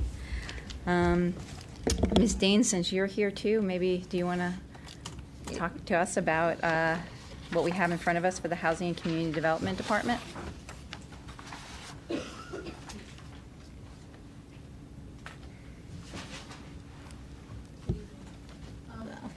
Turn it back on? Yeah. There we go. Okay. What we have proposed, and this is an offshoot of the strategic plan, is the addition of an additional division within the department. What I've attempted to do here is kind of lay out the department as a whole to give you a sense of who we are and what we do. And so I've identified the individual positions, the number of FTEs, if we have an intern or not. It's important to note that the interns do not count towards the city's FTEs. And then give you a sense, and this is just a broad sense, big program, of all the different responsibilities assigned to that particular division, as well as the boards and commissions that they're assigned to staff. So, for example, with the housing services, it ranges from landlord-tenant mediation to credit checks, from rent stabilization to fair return petitions, as well as projects that ebb and flow with the pilot program and opportunity to purchase. We've also added, as of last year, a grants element to this because there were so many different grants and contracts floating around throughout the organization as a whole that we had proposed bringing in-house so that we could just focus on it and have one individual who would be responsible for all of that. So in our division, or in this particular division, we're doing all the community grants, many of the community partnership program projects. We're doing all the contracts and grants for the various festivals, as well as the Community Development Block Grant Program. And that I anticipate expanding as we get included in our budget is one of those cost savings from a technology standpoint in terms of getting an online or web-based grants management programs to improve the access to grants process for the people in the community who like to access city funds, but also free up our time for coordinating those activities. Right now, if you watch Erin Kelly, who's doing that program, she's got like a zillion spreadsheets trying to track who's paid what and who's reported what and all of that. Our planning division, who you've seen a lot of lately, we're looking at keeping that basically the status quo with a full-time intern helping in that project. And you can see the wide range of programs and responsibilities we have. Many of these are sort of like, you could equate to herding cats, or dealing with folks that just sort of, or projects that just kind of appear in front of you at one day. So one day you could be working on the Tacoma Junction redevelopment project, and the next thing you know, you need to be an expert on medical cannabis, or the inventory tax project, or setbacks along Ethan Allen. So in that particular division, there's a lot of ebb and flow in terms of demands on staff. And I think we do a very good job, but it's a very complicated process. We're including or proposing to include an economic development services division, which again is an offshoot of the strategic plan, but also allows us to focus more on some of the big picture things that the council is interested in doing from an economic development standpoint, in terms of coordinating on a cross-jurisdictional basis, working to get people on opposite sides of the street to partner together to make some of those improvements that will not only benefit them as an individual business or property owner, but also add to the city's property tax base. We have two positions that we're proposing in that division. The first is an upper-level manager that would be at the same level as Ashley Johnson-Hare and Roz Grigsby, as Jason mentioned earlier. And then a coordinator position to assist that individual in doing more of the day-to-day research, outreach, programmatic activities. And as you can see from the list, these are big picture types of programs, and I can't even begin to translate in terms of what those individual steps or activities are required for each of these programs that we've identified. On the second page, I was asked to just put together a list of some of the planning development projects that we have going on right now. Many of these are outside of our purview, but the council and the community has come to expect us to sort of serve as that second layer of review. So projects regarding the school expansion, for example, or John Nevins Andrews. From a technical, hierarchical standpoint, those are all county projects and all county responsibility. So we take the extra step and go through and try to coordinate those projects to the best of our ability to represent the interests of the community. If, depending upon workload and things like that, we could just say, I'm sorry, here's the number you need to call. That's where you can get the information that you're asking for. So we try to provide that additional level of service, which is great. I love the fact that we're able to do that, but it does add to the list of things that we're responsible for doing. We also included here just sort of an indication of some of the day-to-day workload numbers that don't necessarily get translated when you look at the budget. So, for example, on the bottom, it talks about the permit letters that are issued. One of the responsibilities in the planning and development services area, for example, is to interact with everybody that wants a building permit, find out what it is that they're interested in getting a permit for, explaining to them the special layer of rules or additional layer of rules and regulations that apply in Tacoma Park. Make sure that they understand that they have to go get a stormwater permit from us and not from the county, and then issue a letter which allows them to get a building permit. And as you can see, the number of that is increasing dramatically. And the 218 is just what we've gotten this fiscal year to date. And then I've just included, just on the third page, a listing of the overall recommendations that are coming out through the draft strategic plan. Councilmember Siemens. Thank you, Mayor, and thank you for your work on the budget this year. I'm looking at,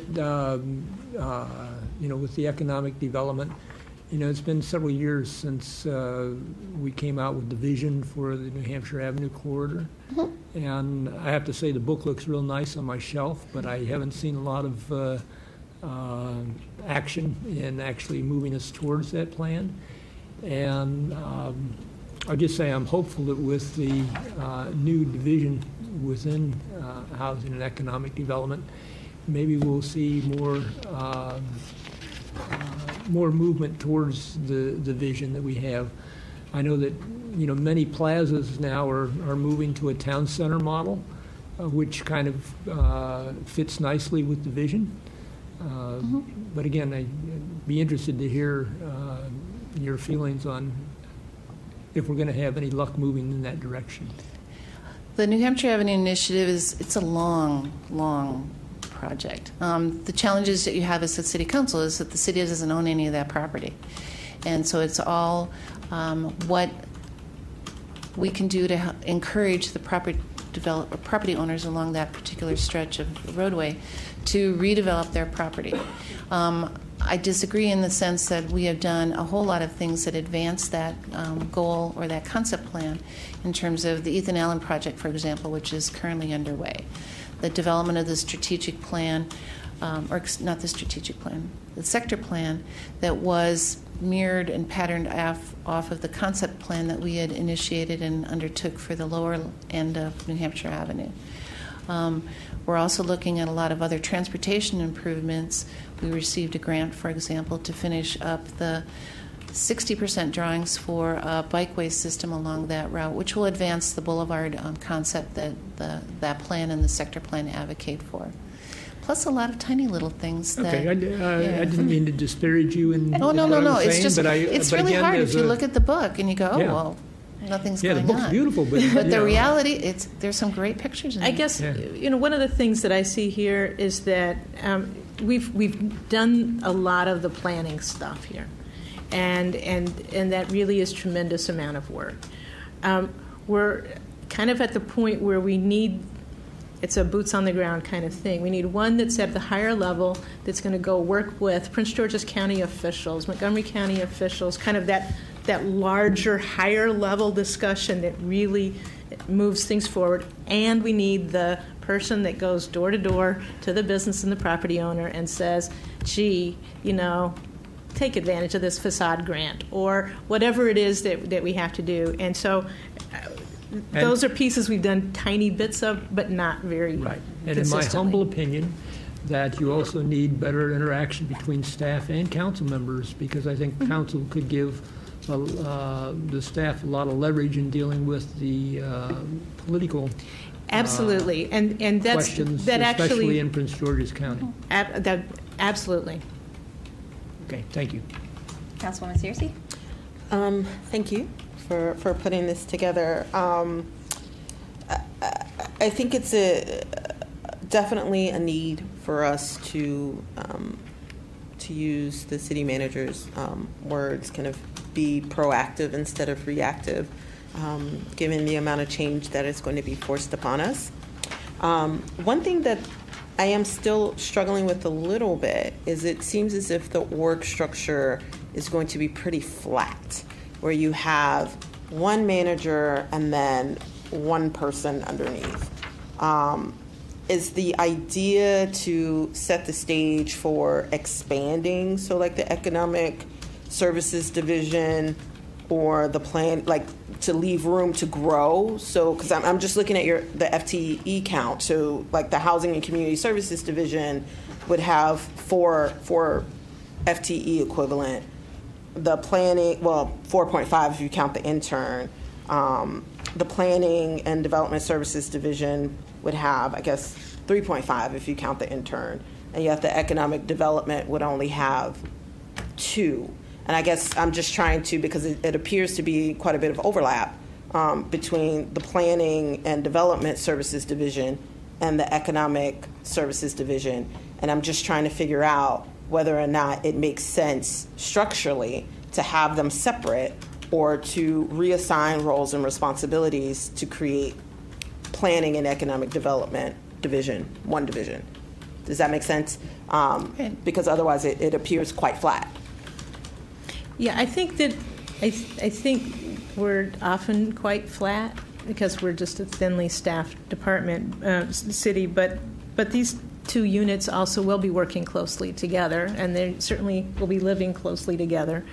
I think we could argue it either way, but I will say that I don't have any intention of adding FTEs in the future and filling them out somehow so that they're more equal or something like that.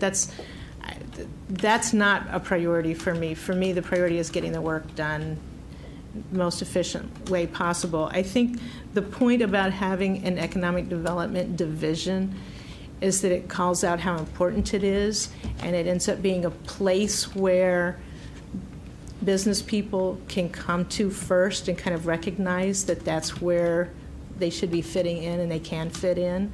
The more that you have at a planning and economic development, the less it sends that message, and so it tends to work its way more towards planning than to the economic development.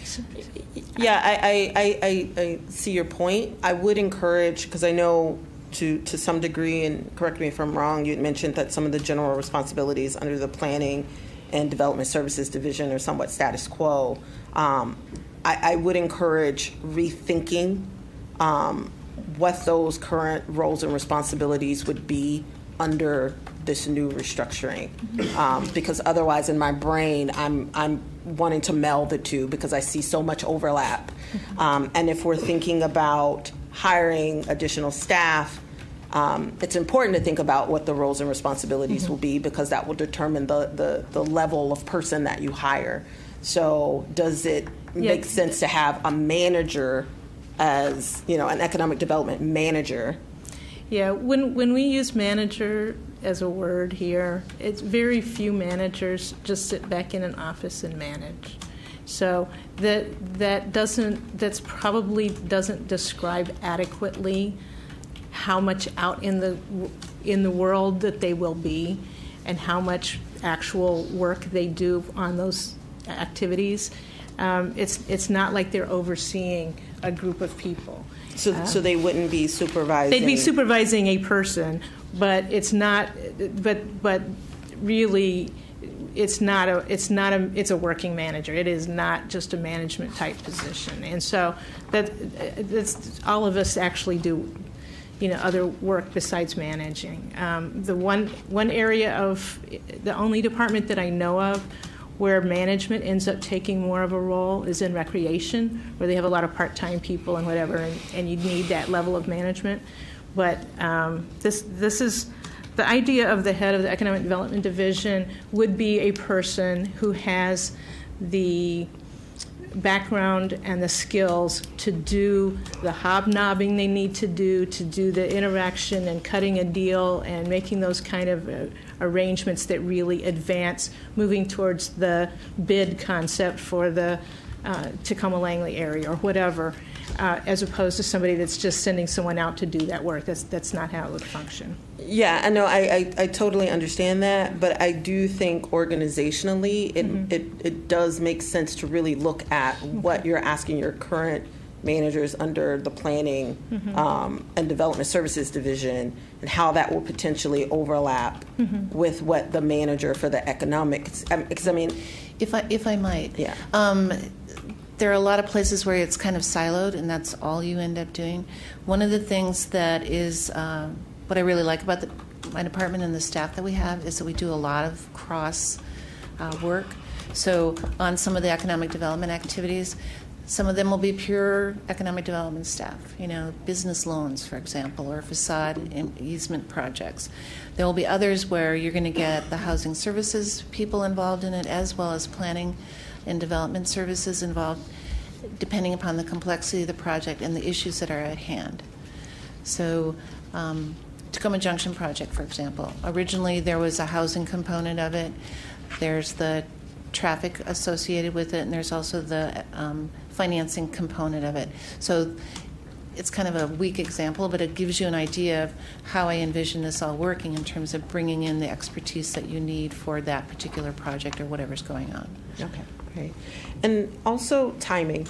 So it's the idea to bring in both the manager and the economic development coordinator at the same because I thought what we initially said was like the manager, given the hiring process, you're probably looking at the second half of 2019. Right. And so realistically, after that, it would be the coordinator position, because we want that person. First of all, we want to make sure what the skills are of that person, and then have that person help choose. So realistically, would we expect to hire the second person in FY19? Yes, near the end of the year. It's only a quarter of the year budgeted. But when we did the presentation last week, we had them as a contract person in FY18. Is it Right, and so that's not. I mean, we could not hire for that. Right. I tried really hard. Right. So that was the economic development coordinator was what we had tried to do this year, Right. as a contract position. Okay. Right. But if we're going to having this higher level staff person, it makes sense for us to have that person first before we see who complements and helps implement the activities. Okay, so we're anticipating the manager would be second half, probably would have them on board by second half, or no? Yes, second quarter. It is second quarter. No, it's scheduled to come on board on January 1. Okay. So, and then have the other position is only for a quarter year, so for the last quarter. For the last quarter. Okay. Right. Now, if we get somebody on board a little earlier than that, or it takes a little bit longer, that's how it will be. But that's our best estimate of when we would get somebody on. Okay. It takes a while to select a person, so we recognize that. We would start early, but I don't think that it's likely that we would have who we would want until those later times. Okay, perfect. Thank you. Can I just build on Councilwoman Searcy's questions, and if we could just explore, since the council last year talked about having this contract position of an economic development specialist, if you could just tell us a little bit more about what we'll be getting with having this as a separate division, having a manager and an economic development specialist underneath. Well, to build a bit on what the city manager was saying, it sort of reinforces the council's interest in doing this. It also gives us an ability to concentrate on, focus on a particular area. Right now, given the workload and the variety of projects that we're working on, is sort of what's the priority of the day in terms of deadlines or information requests that we're receiving. So by having a separate division that focuses on this, it'll sort of provides I think direction is probably the best way of putting it in terms of focus, too, because I know, for example, Councilmember Siemens is interested in doing more along the New Hampshire Avenue corridor. Councilmember Searcy really wants something done with the rec center. Those are all very important things, but there are a lot of other things that are sort of diversionary, if you will, that have a shorter time frame in which to get them done. By having this additional division, it will allow us to sort of direct that additional energy towards accomplishing those longer range goals while we still can be nimble in responding to immediate requests for information or program opportunity. And one other follow-up question.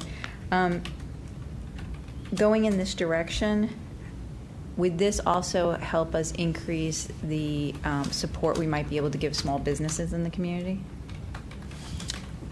Yes.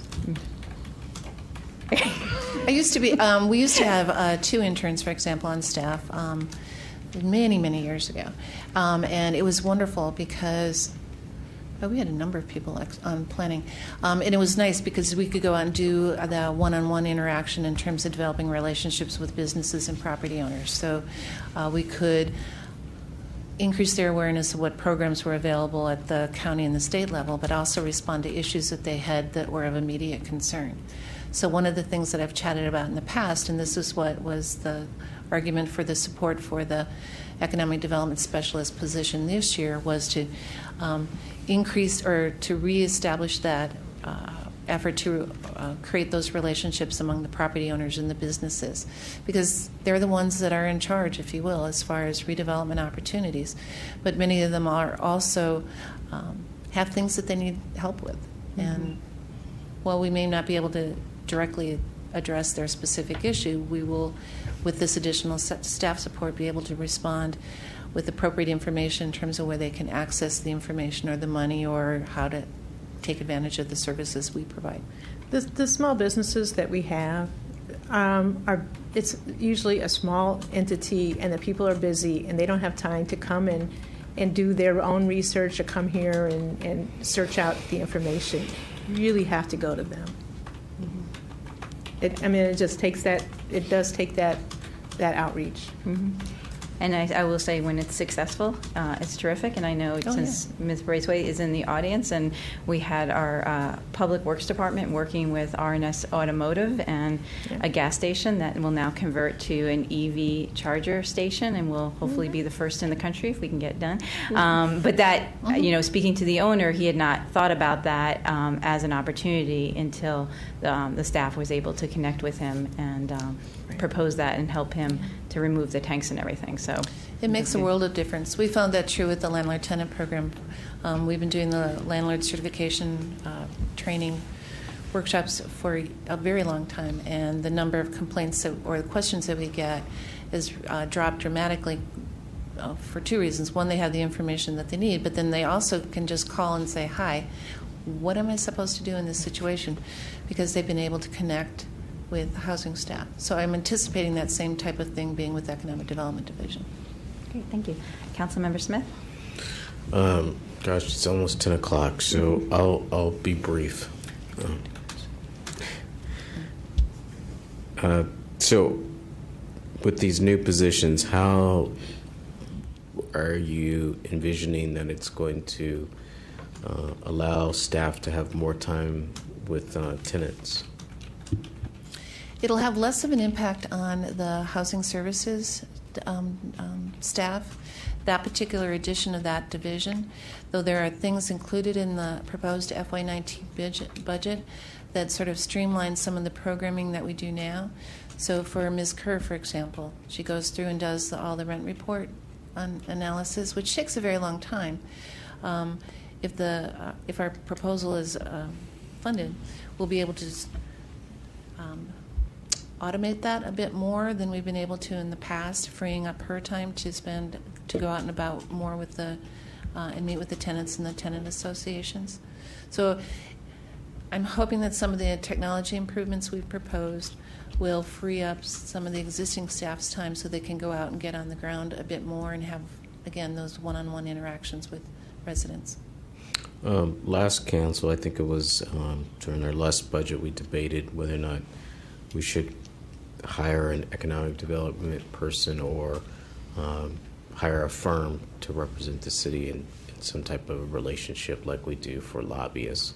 Has that position changed with you, or since we couldn't get this contract person, do you think it would be beneficial if we looked at, retaining a firm to represent us? I think the biggest challenge we had with not getting a contract employee was that it was a contract. There was no guarantee regarding timing, and just a budgetary issue as well because of the lack of benefits and all of that. Honestly, we haven't investigated contracting out with the firm to do the economic development activities. The one thing to keep in mind, too, is that if we were to do that, we still need staff to be able to respond to them because they won't be the ones going out and knocking on the doors and doing all of that. Okay. I think that's it for now. Thank you. Councilmember Kovar? My questions weren't specifically for Ms. Daines, but just a little bit more general. So, okay, can you hold them for a second? I don't mind holding, yes. I have another question as well for her. Yeah. More general? No, for then you go. Yeah. You're next. Thank you. Just building on that, a brief question. I was wondering, the reason it seemed like we moved away from the contract position was for the economic development specialist was because we felt like we weren't getting kind of the caliber of person that we wanted for that position. And I'm wondering, since we're looking at adding a manager here, would it be worth considering for the economic development coordinator something that was more of a contract position rather than that full-time, long-term position? It's an option. Yeah, I mean, I think we'd still have the same problem that we had. We had a hard time getting people to apply, as a contract position, and I think we still would have a hard time. We had one candidate that we thought was terrific, and she took a position that had a longer-term outlook, and which I would too. And so I think we'd still have the same problem. I wouldn't rule it out as a concept, but I think that at least with our recent history, we've not been successful with that. Okay. Thanks. Councilwoman Searcy? This is more of a comment than a question, and just kind of came to mind about return on investment, right? This is one area where you could potentially reap your money back. Because if you're focused on development and you're focused on ensuring the stability of businesses in the area, or actively trying to encourage new businesses to the area, you're increasing the commercial tax base and thus are providing a vehicle for additional city revenues.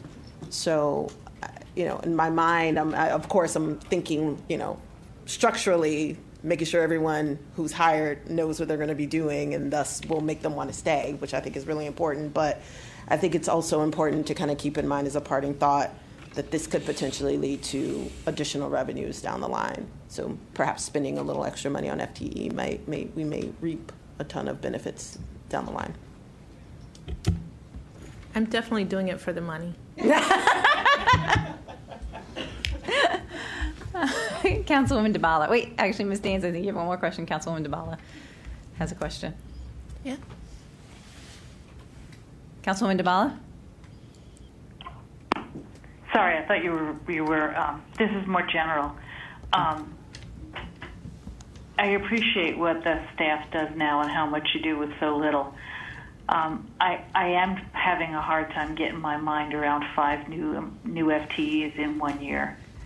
And wanting, maybe not this moment because everybody's getting tired, I can hear it in your voices, but wondering if we can explore some of the comments that were made tonight by different council members, some of the alternatives for creative staffing in these areas.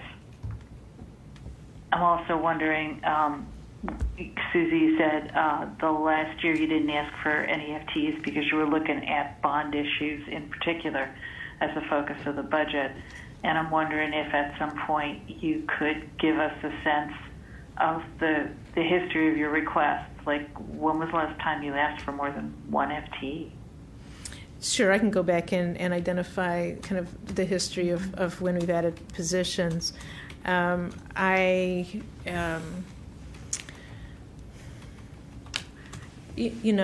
don't have any kind of idea that it's good to always keep increasing at a certain pace or something. Oh, I know.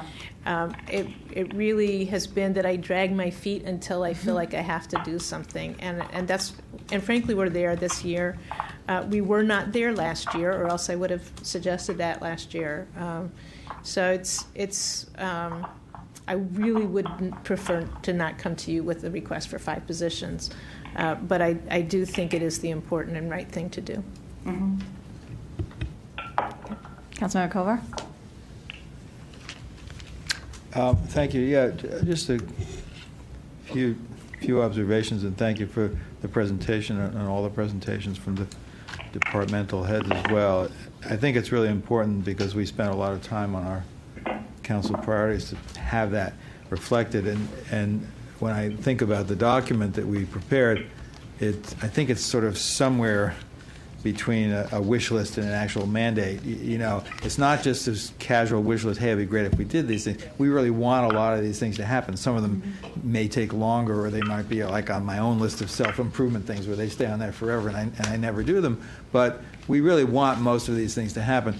We're not, though, saying absolutely every one of them must happen, now, because that would be unrealistic. So I think it's really helpful to go through this exercise and sort of see how that works. I think the big challenges, and other people mentioned it before. We had one particular outside force come in that we had no necessarily any lead. Or necessarily advance notice as to whether it would happen, but with the change in the tax law at the federal level, and that's obviously affecting a lot of people, in particular the inability to deduct some of the state and local taxes. And so that's something we have to factor in. And in terms of what Council Member DeBala said, who should probably mute her phone, we need to sort of understand that. So one of the questions I had was, you mentioned that on several of these positions, they don't, for understandable reasons, because of the hiring process, and you want one person to be in to help hire the next one and so on, they don't come into play until partway or fairly deeply into the upcoming fiscal year. And so one of the things that makes me nervous then is, so that'll be a relatively small amount spent in the budget that we're working on now for the coming fiscal year, and then the year beyond that, right, it's the when full they're there for the amount. whole year. So how is that going to look? Can you talk a little bit about Sure, that? and I got some information just before I came in here, so I'll have to compile it and Okay. put it forward. But I spent a good amount. I spent a weekend looking at that actually, because I was concerned about it. The timing of these positions is as realistic as I thought, and also jibes when I think they're needed. So there's a certain amount. I mean, like I said, it takes a while to get police officers on board and that kind of thing. And so you say something today, it'll take a while. For the what I looked at for FY 2020 was a full year of these positions. What does that mean for personnel costs, ongoing costs? What is my expectation of how the assessment rates will increase? For the last few years, it's been increasing at about 6%, 6.5%. So not the full 10% that you would think would be more likely in a time when so many houses are seeming to be more expensive. I looked at what were the revenue sources to be expecting in FY20. I'm glad HUR will come on board in FY20. There's, I think, a few other sources of there's some expenses that we're putting out this year that we won't have to put out next year that have to do with the capital projects like Flower Avenue and some of these other things where they're big projects, they're a bigger hunk than we normally have. And so that's, I looked at history of the costs of a number of the services that we provide and what our experience is with that. I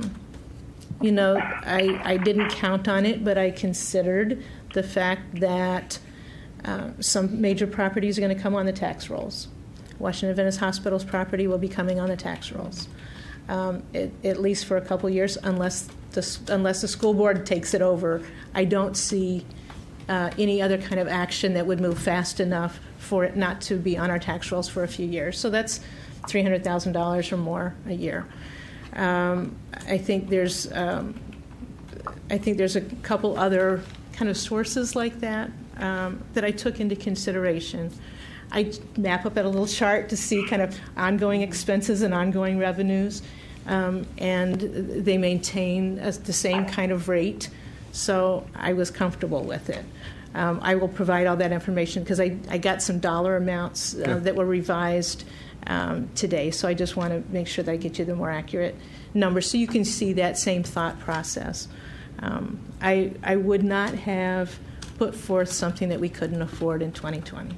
Well, I think the other thing, and we can look at that info, and the other thing that maybe could be presented as part of that, it doesn't have to be done now, but I think it would be interesting to get a little bit more of an idea, and we got some from the chief and from Ms. Daines, but if, say, for example, one of these positions wasn't filled during this year, what would be the things or the activities that wouldn't be able to happen? So we kind of see that from what they describe, but I would really like to understand more specifically, if, say, only one of those positions was filled, the community policing one, just to pick one, we know what that person is doing. If the other one wasn't filled, what would that mean? It might mean people still having to double up and do more work, but what would it mean in terms of things that couldn't happen that year? And I mean, I understand with the police, they're just going to do the things that they need to do regardless. But maybe with in housing and community development, it would be like, well, we couldn't spend as much time on this project. It would be nice to understand how that would work. So that, Right. as part of what you were just describing that you'll provide later, that would be helpful too. Yeah, I'm happy to do that. I think some of it is kind of obvious. I think part of the answer on the HCD side is that we simply wouldn't be as responsive, and we wouldn't be as proactive if we had to double up. Right, but I guess so that's one thing with the police department. That's a little different because obviously the community policing position is something different than a regular team member in the same respect. For the other position, it is a team member that kind of helps allow this to be facilitated. That facilitation could kind of happen over time if there's more attrition than not, but still it would take longer for us to get the kind of organization that works better. Yep. And that one could be delayed a little bit perhaps, but it's just one of those things that we took our best guess at what made the most sense. I guess I would just say, and Councilmember Siemens, I think, alluded to this, looking back at the things that maybe that we had in the budget that we don't want, but also getting back to what I said about the council priorities being somewhere between the wish list and the mandate. It might be that some of it's great to say this is a priority for me or my colleagues, and then to see that's in the budget. You have always listened to what you said about that, and I appreciate it. But we could also be in a position of saying, well, maybe this particular priority that I want be a great thing to have, but maybe we need to delay that a year.